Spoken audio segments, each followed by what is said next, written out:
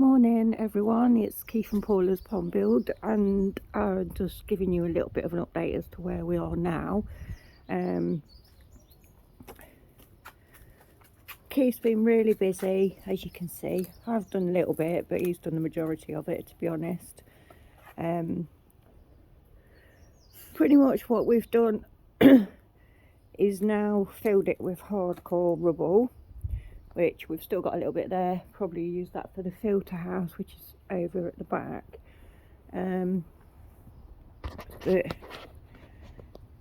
He's put the rebar in. The spindrifters are solvent welded together. We got extra pressure pipe because of the length that we need, which pressure pipe's not cheap. For anybody who's done anything like this will know. We're now at a stage as to where we can do the concrete base, not cement. We're just debating whether to spend the bank holiday weekend and do it ourselves, or get it ready mixed on site and pumped in.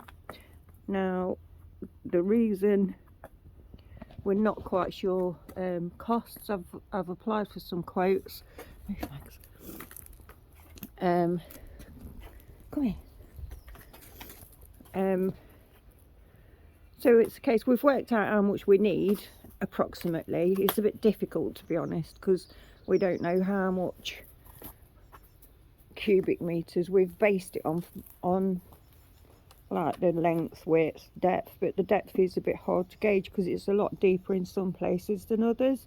It's a bit hard to see from up here, and from the video probably doesn't show it really, but there are some areas which need a lot and some areas which don't need as much.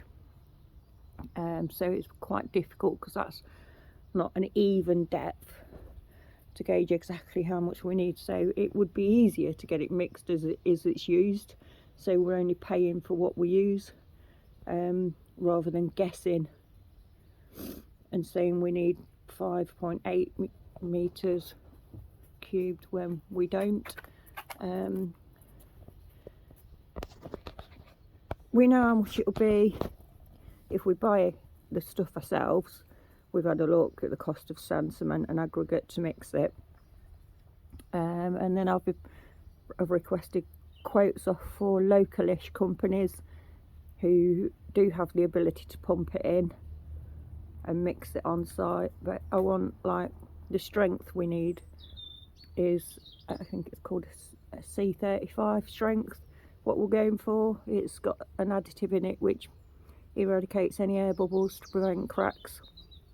We've done a lot of research, and it really does pay to do your research when you're doing a project like this, because this is the bit that you don't want to get wrong. So hopefully those quotes will come back to me today, and then we'll be able to make a decision on what we're going to go for. Obviously our time and money saves stuff when we do it ourselves, but if it's not going to be that much more expensive to get somebody to ready mix it here, it'll be done a lot quicker, B, it'll be less messy. Yeah, I don't know, until we get the quotes back really. I'll have to let you know on that one when we decide what we're doing and what we found out. We're still adding up all the costs of everything so far. So we will come back to you. I just wanted to give you an update. The exact size now is 4.3 meters by 4.5 meters.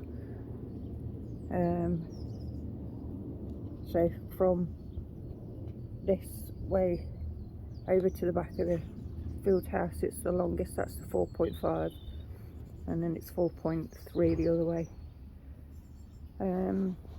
So yeah, great big pond planned. massive project for both of us. Never done anything like this before, but after a bit of a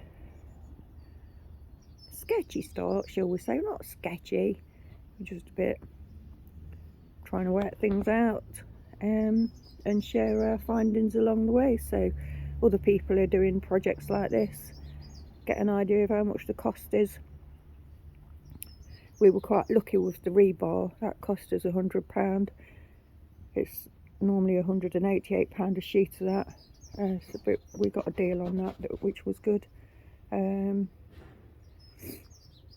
it's all in situ now, which that pipe, just so you know, that pipe that you can see, that plastic pipe, there's an old pump in there basically, so if it does rain and flood, that we can pump it out, pump the water, so it's like a sump in there, which will just get buried under the concrete because it will do its purpose. And then